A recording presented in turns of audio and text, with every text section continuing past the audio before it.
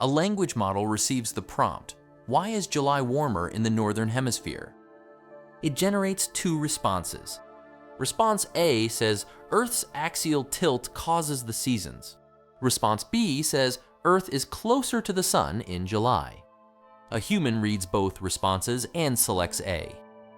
That selection creates one training record. For this prompt, A was preferred to B. It contains no score for either response, and it does not say how much better A is. We want to use this choice to train the language model. After training for this prompt, the probability of A should increase relative to the probability of B. How can one recorded preference change those probabilities? To see how this record can change the model's probabilities, begin with the information it actually provides. It says only that A was preferred to B. The two score fields remain empty because the human supplied no numbers. We could place 2 beside A and 1 beside B. We could replace those with 20 and 10. The selection remains the same in both cases because A still has the larger number. These are only possible scores. They were not recorded by the human. The selection fixes neither the two values nor the distance between them. Now the same model generates response C. July has more daylight hours in the Northern Hemisphere. The human never compared C with A or B, so this record gives C no position in the ordering. Training must still decide whether C should become more or less likely. This one record cannot determine that. So we collect many more records, each containing another human choice between two responses. Even then, C may never appear in any comparison. How can all those choices help the model evaluate C? A standard training sequence begins with examples of good responses. Use them to train a language model. The resulting fine-tuned language model then generates pairs of responses for people to compare. Their choices form a comparison dataset.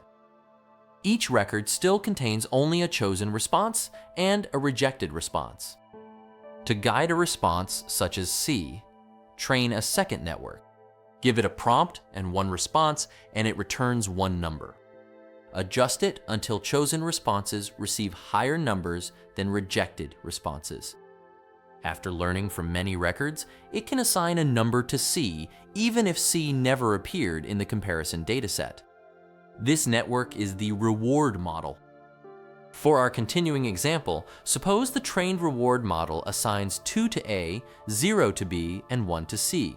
These are inferred scores. They were not stored in the human selection. Now, make 2 copies of the fine-tuned language model. Keep one fixed. This is the reference model. Continue training the other. This is the policy. The policy generates a response, the reward model scores it, and an update method uses that score to change the policy. This method is proximal policy optimization, or PPO. Using only the score could move the policy far from the reference model. So the target also subtracts a cost for that departure. This cost of departure is called KL divergence. This full sequence is reinforcement learning from human feedback, or RLHF. That update is trying to do 2 things at once: increase the learned reward and limit how far the policy moves from the reference model. Can the original comparisons produce an update that satisfies both requirements without a separate reward model or PPO? To find out, we first need to see how these 2 requirements determine the probabilities of A, B, and C. To calculate both requirements, keep the same July prompt, the same 3 responses, and their inferred rewards. A language model produces each response 1 token at a time. Multiplying the probabilities assigned to those tokens gives the probability of the complete response. So its token probabilities also determine a probability for each complete response, A, B, and C.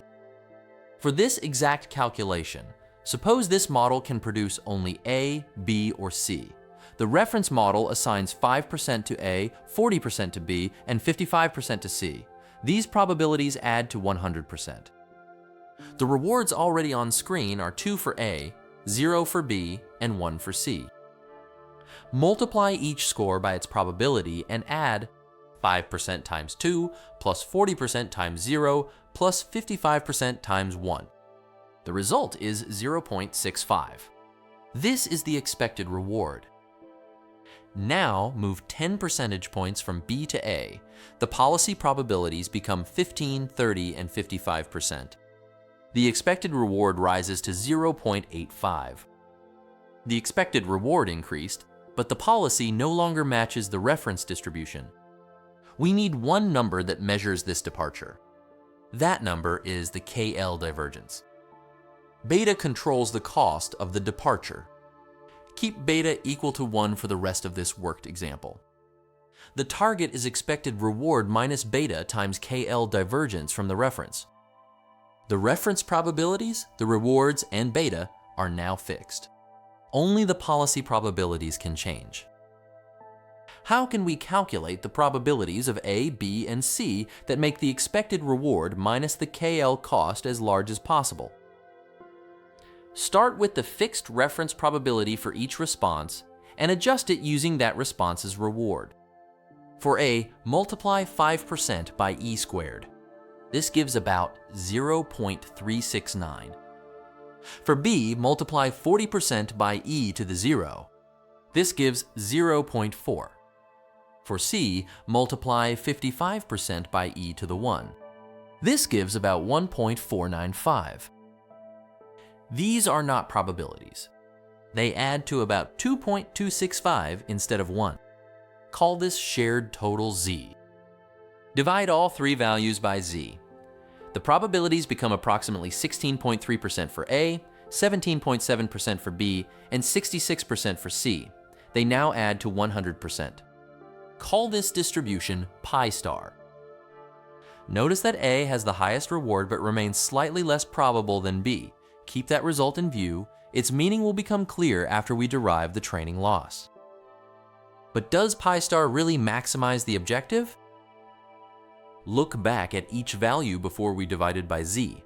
It equals Z times the corresponding pi star probability. Divide that value by its reference probability, then take the logarithm. Because beta is 1, this recovers the response's reward. Substitute that expression for each reward into the original objective. When the logarithms are combined, the reference probability terms cancel. What remains is beta times log Z minus beta times the KL divergence from the policy to pi star. For this prompt, the first term is fixed. Only the KL term changes when the policy changes. KL divergence cannot be negative. Because we subtract it, the objective is largest when that KL divergence is 0. And it is 0 only when the policy equals pi star. So the probabilities we just calculated give the exact maximum. In general, take each reference probability, multiply by the exponential of reward divided by beta, and divide every result by the same total. That gives the maximizing distribution. This rewrite expresses each reward using the reference probability, the pi star probability, and Z. Now apply it to A using the values already on screen. For A, divide 16.3% by 5%. Take the logarithm and multiply by beta. Because beta is 1, the result is about 1.183. Solving for the reward leaves one more term, log Z. Its value is already on screen, about 0.817. Add the two terms and we recover A's reward of 2. But Z was calculable only because the 3 rewards were supplied. If those rewards are removed, Z depends on the same unknown rewards we are trying to recover. The probability ratios still give a different known term for each response, about 1.183 for A, negative 0.817 for B, and 0.183 for C. The same unknown log Z is added to all 3. That means we cannot determine A's reward on its own. But A and B contain exactly the same unknown term. What happens when we subtract B's reward from A's? Start with the two reward expressions already on screen. A has a known term of 1.183. B has a known term of negative 0.817. Both include the same unknown value, beta times log z. Now subtract B's reward from A's. The unknown value is added once and subtracted once. It cancels. What remains is a reward difference of 2, even though neither absolute reward was known. A comparison needs this difference, not the two absolute rewards. When the difference is 0, A and B are predicted to be chosen equally often. As the difference in favor of A increases, the predicted probability of choosing A rises. We need a function that stays between 0 and 1, gives 1/2 at 0, and rises toward 1 for positive differences. The sigmoid function has exactly these properties. At a difference of 2, it gives about 0.881. The numerical example is not special. For any two responses to the same prompt, both reward expressions contain the same beta times log z. Subtracting the rewards always removes that shared term. Pi* describes the maximizing policy we just calculated. During training, represent that unknown target with the trainable policy, pi theta.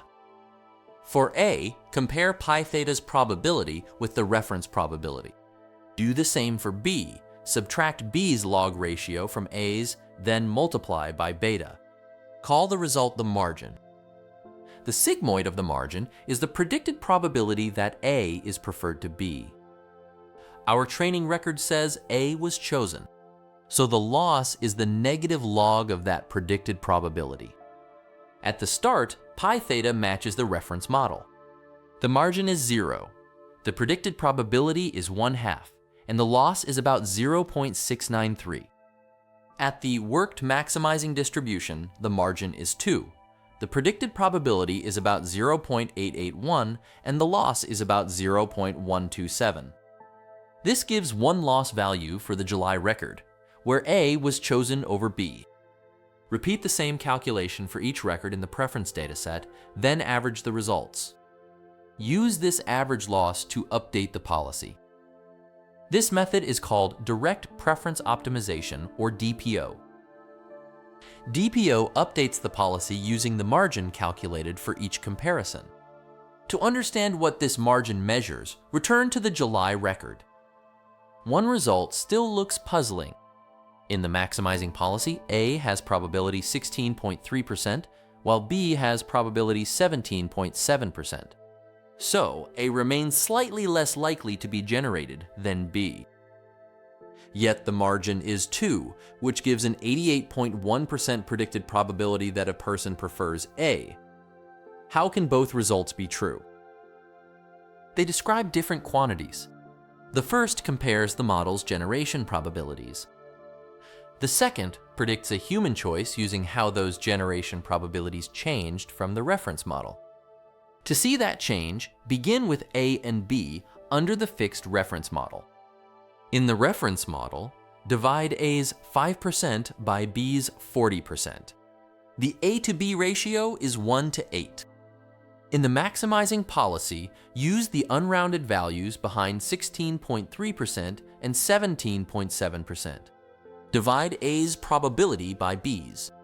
The ratio is about 0.924.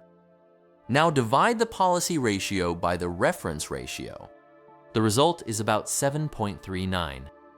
With beta equal to 1, the logarithm of that factor is 2. This is the same margin we already calculated. The sigmoid of 2 gives the same 88.1% preference prediction and the same loss of about 0.127. For one comparison, the DPO margin measures how much the trainable policy has increased the A to B probability ratio relative to the reference model.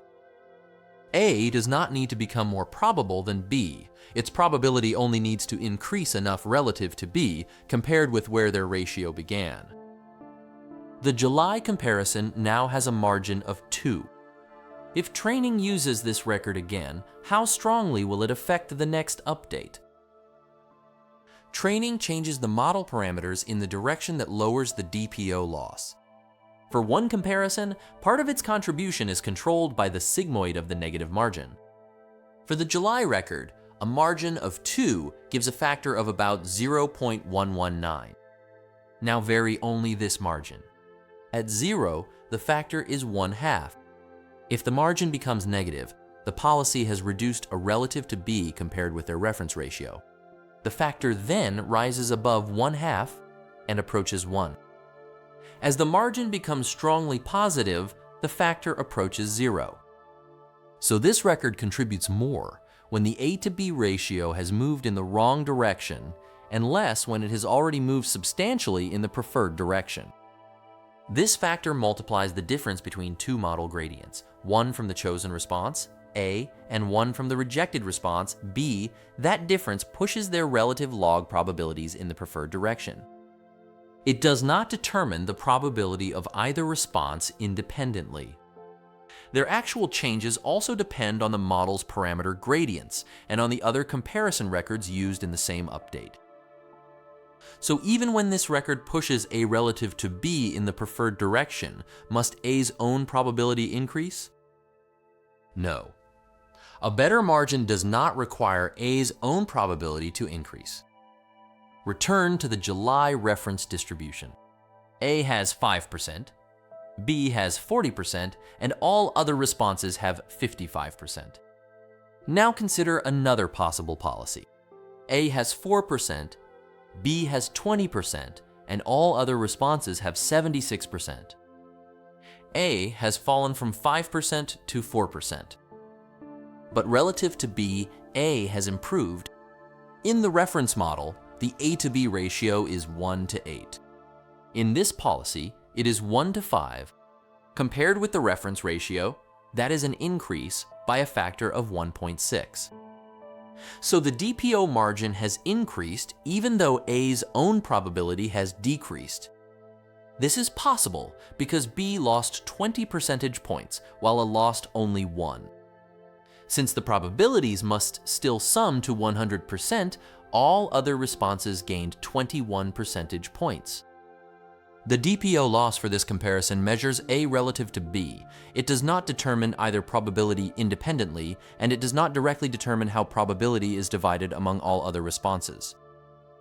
This possibility is called likelihood displacement. But what preference information do we have about the other responses that gained that probability? From the July comparison alone, none. It records that A was preferred to B, but it says nothing directly about C, D, or E. A real preference dataset contains many comparison records like this one. Suppose they are all collected before policy training begins and then kept fixed. During training, DPO repeatedly draws these stored comparisons. For the July record, the loss evaluates only A and B. It does not generate or label any new responses. This is called offline DPO. But the model parameters that set the probabilities of A and B also set the probabilities of every other possible completion. Updating those parameters changes responses that never appear in the stored comparisons. If we sample the updated policy, it may now produce one of those responses more often. That response does not become new training data, and no preference label is created for it. Its probability changed because it is produced by the same model. Whether that change is desirable must be inferred from what the model learned from the stored comparisons. Offline DPO does not check it directly. To obtain direct preference information about current outputs, we can sample responses from the updated policy, ask a judge to compare them, and add the resulting comparison records during training.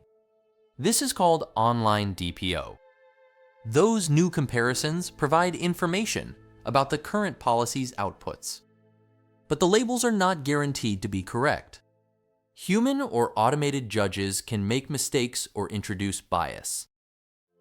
Now that we know what the preference data does and does not provide, what exactly does DPO remove from the standard RLHF training sequence? In PPO-based RLHF, human comparisons first train a separate reward model. During policy training, the current policy generates responses. The reward model scores them. A value model estimates expected scores, and PPO updates the policy while the reference model limits how far it moves. Offline DPO removes that reward model, rollout, value model, and PPO loop from policy training. It starts directly from stored comparison records. For the July record, DPO calculates the log probabilities of A and B under both the trainable policy and the fixed reference model. That gives 4 values. The trainable policy values change during training. The reference values do not, so they can be calculated once and stored. These 4 values produce the margin. The gradient of its loss updates the trainable policy directly. DPO still needs a fine-tuned starting model, stored prompts with chosen and rejected responses, a fixed reference model, and gradient training. Response generation is still needed to collect comparison data and evaluate the trained model. DPO training never receives reward numbers. It receives only which response was preferred. The derivation assumes that this preference can be modeled using the difference between 2 hidden response scores passed through the sigmoid function. Their absolute values are never needed.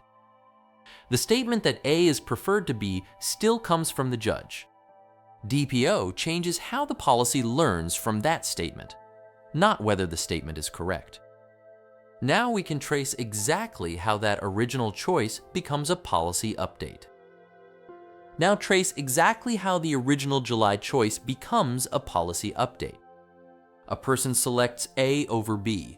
The dataset stores the prompt, A as the chosen response and B as the rejected response.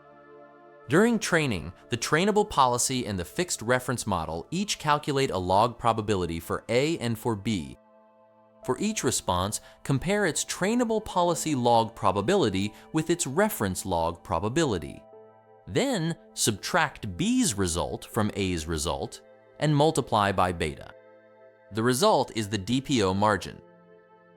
Why can we calculate this margin without knowing any rewards? In the derivation, the hidden reward for each response contains an unknown term shared by every response to the same prompt.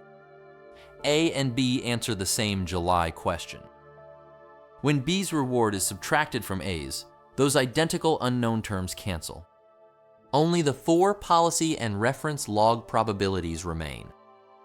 The sigmoid converts the margin into a predicted probability that a judge chooses A over B. The recorded label says that A was chosen, so the loss decreases as that predicted probability increases. The gradient of this loss changes the model parameters. It pushes the policy's A to B probability ratio upward relative to the ratio under the reference model. Repeat this calculation for the stored comparison records, average their losses, and update the policy. Under the assumptions behind the derivation, this direct update has the same ideal policy target as the KL regularized reward objective without fitting a separate reward model or running PPO. That is the complete DPO training step. Each comparison produces 1 preference loss, and the average of those losses updates the language model directly.